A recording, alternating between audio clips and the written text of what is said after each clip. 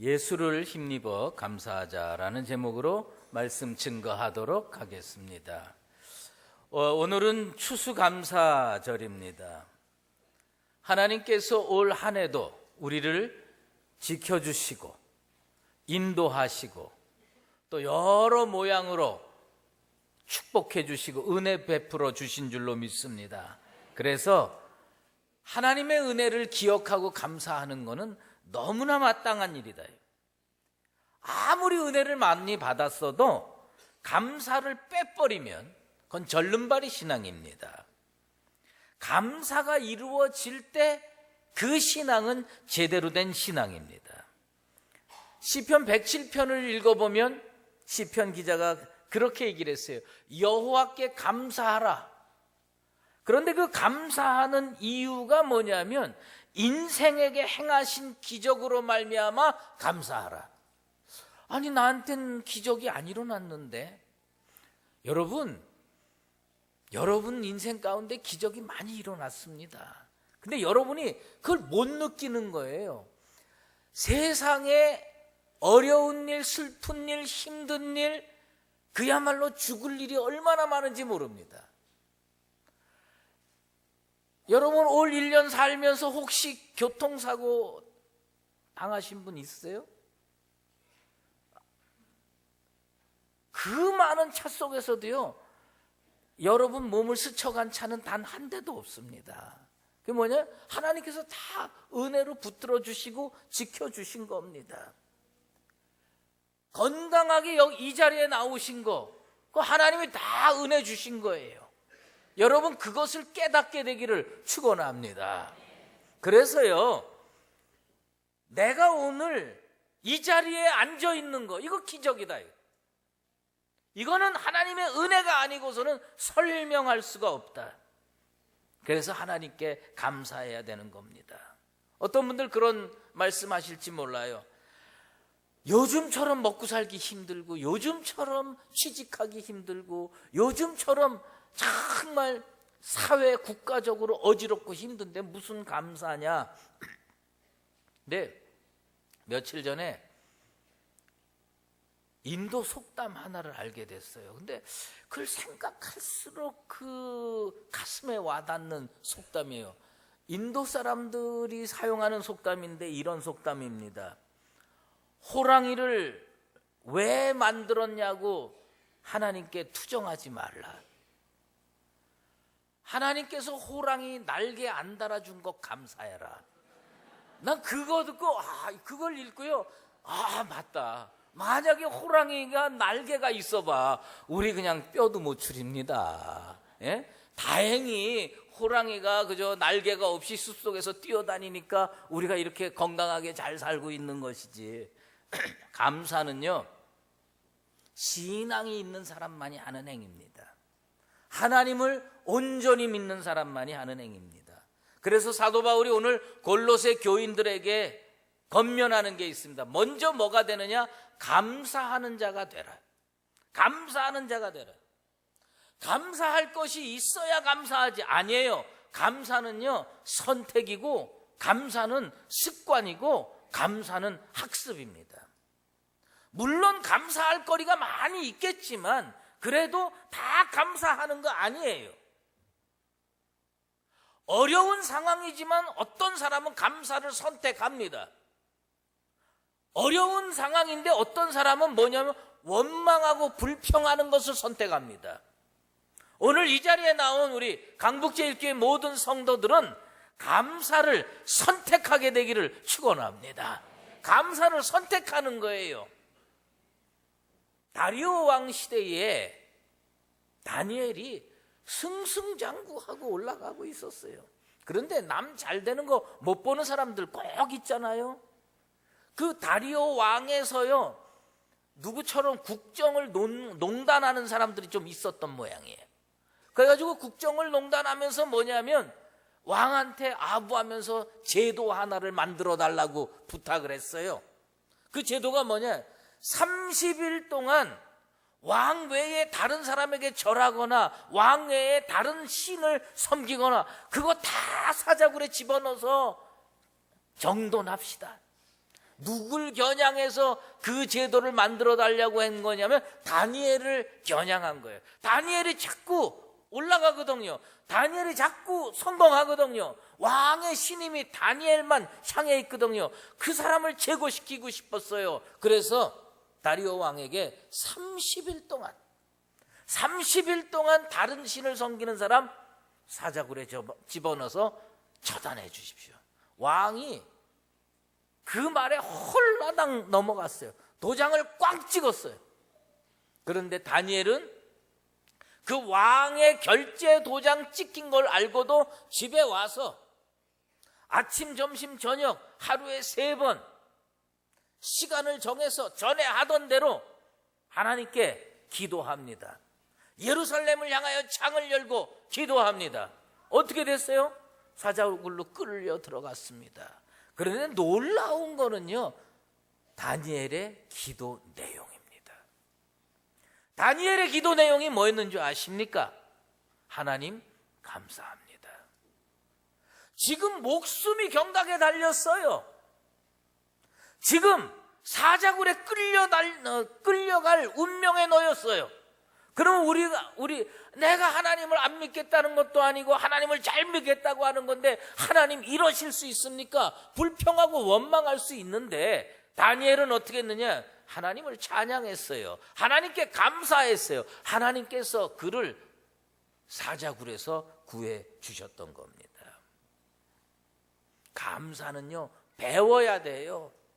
감사는 학습해야 돼요.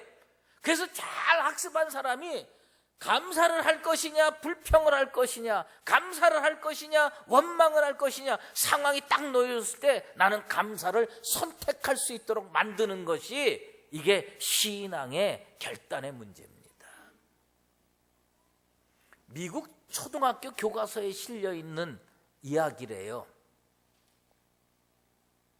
독일에 기근이 들었대요. 먹고 살기 참 힘들었답니다. 그래서 애들이 못 먹고 유리방황하는 거예요. 어느 마을에 부자가 한 명 살았는데 그 부자가 자기 동네에 어린아이들이 못 먹고 비실비실 다니는 게 너무 마음이 아파가지고 놀이터를 찾아갑니다. 찾아가서 오늘부터 내가 매일 빵을 하나씩 나눠줄 테니까 여기 와라. 그래가지고 커다란 빵통에다가 빵을 이렇게 갖다 놓고 하나씩 가져가라. 그 굶주렸던 아이들이 그 빵을 보니 얼마나 달려들겠습니까? 그래서 탁 힘센 아이들 와서 탁 집어가고. 그러면서 근데 늘 보면 그레첸이라고 하는 어린 소녀가 힘이 없으니까 맨 뒤에 있다가 그 다음에 애들이 다 집어가고 빵 하나 남을 때 가서 그 빵 하나를 가져갑니다.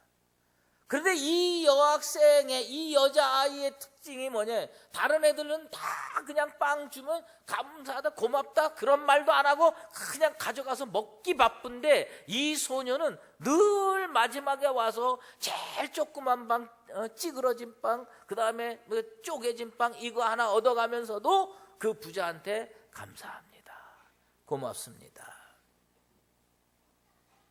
어느 날 그 부자가 틀림없이 오늘도 이 여자애는 맨 뒤에 밀려났다가 가져갈 거 알고 그 빵에다가 은화 6개를 집어넣어놨어요. 그 빵을 가져가서 집에 가서 딱 짝에서 먹는데, 엄마랑 짝에서 먹는데 거기에 은화 6개가 들려있는 거예요. 그래서 그 엄마가 야 이건 잘못된 것 같아요. 그래서 아이가 그 은화 6개를 들고 부자를 찾아왔어요.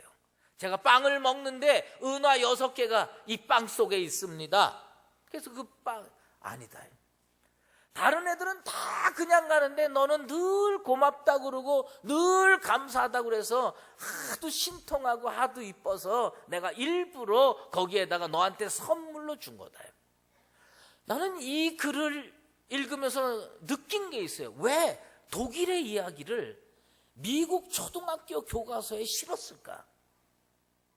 그러면 그 교과서를 만든 사람들의 의도가 있을 거 아니냐.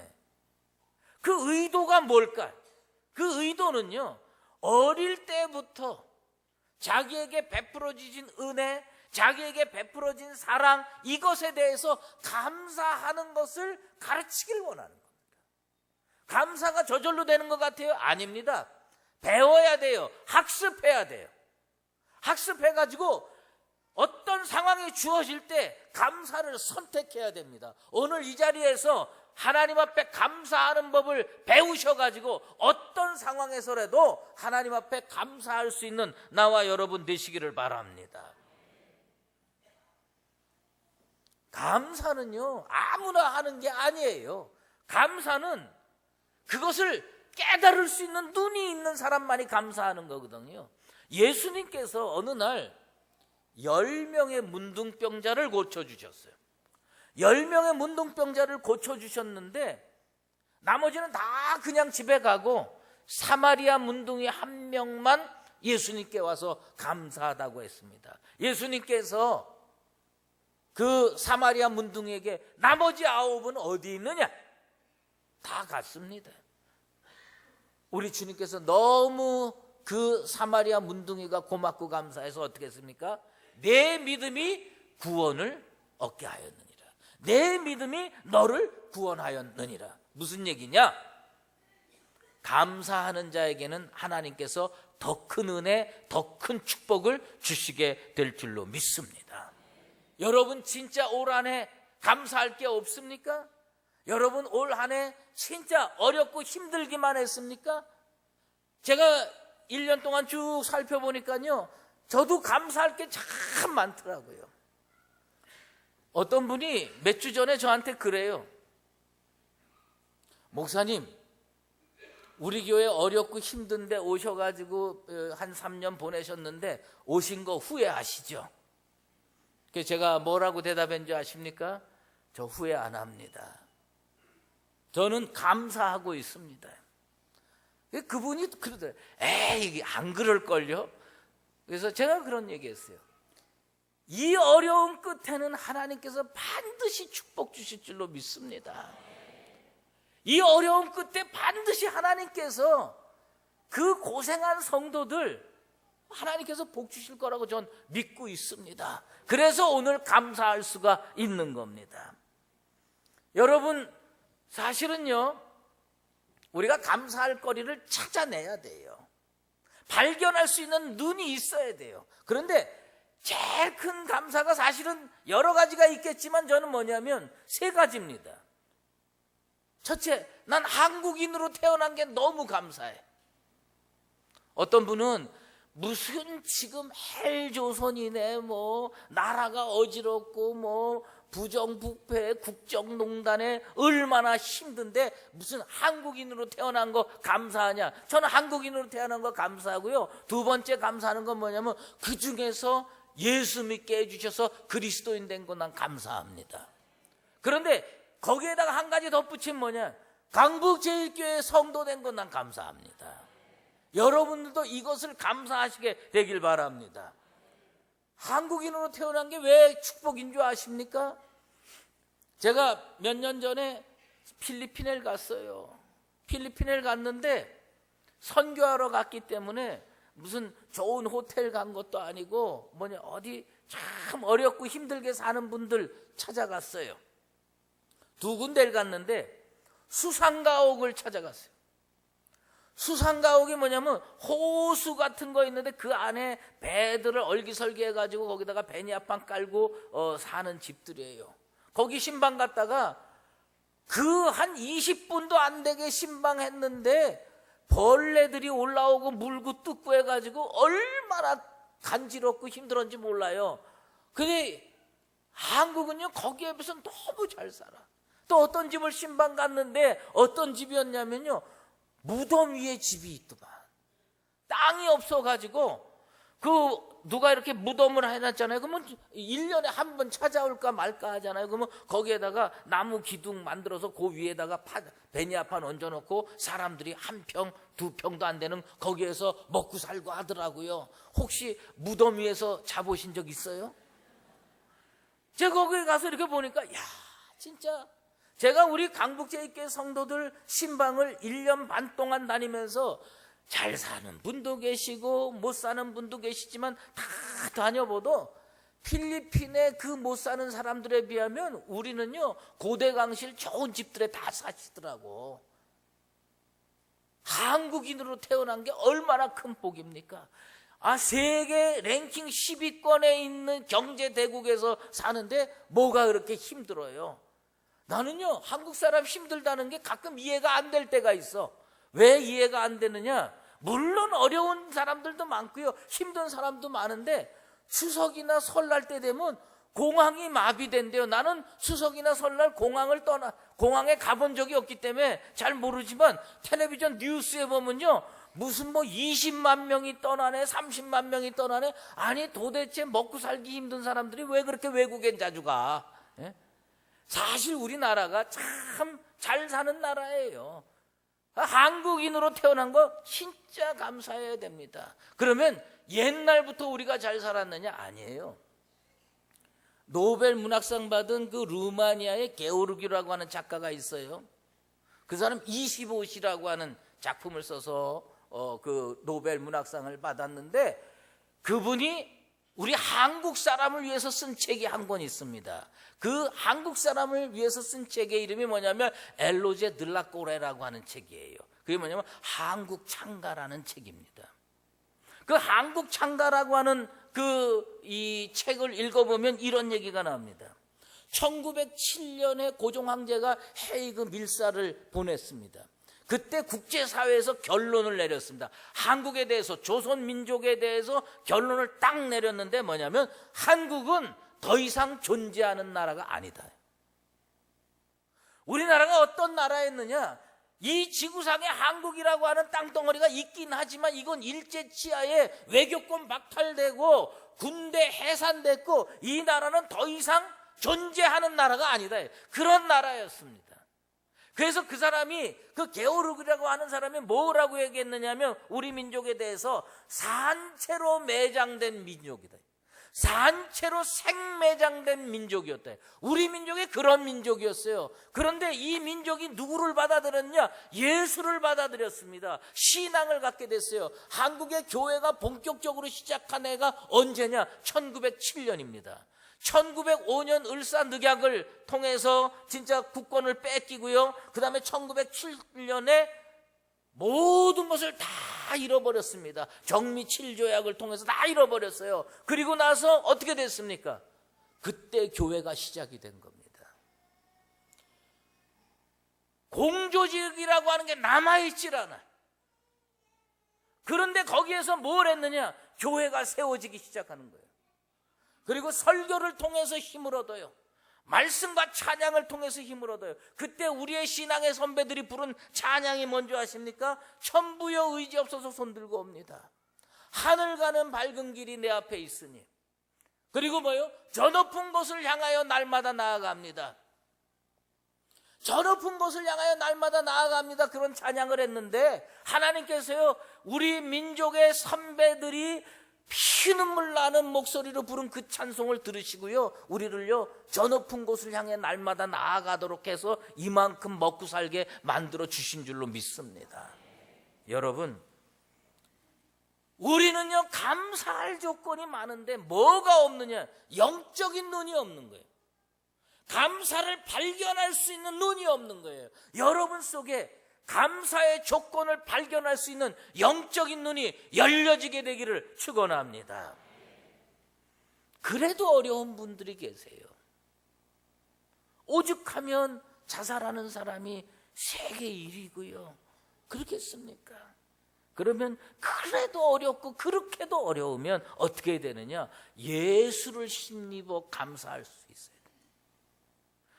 내 눈이 열려지지 않았어요. 내 마음이 열려지질 않아서 감사의 조건을 발견할 수가 없어요. 그렇다면 어떻게 감사해야 되느냐? 예수를 힘입어 감사해라. 도저히 감사할 조건이 안 되는데 내가 믿고 있는 게 누구냐? 예수 그리스도예요. 그럼 뭐냐? 주님 믿고 감사하자는 겁니다. 주님 힘입어서 감사하자는 겁니다. 여러분, 뭐가 소망인 줄 아세요? 우리 가운데 예수 있는 게 소망입니다. 다른 게 소망이 아니에요.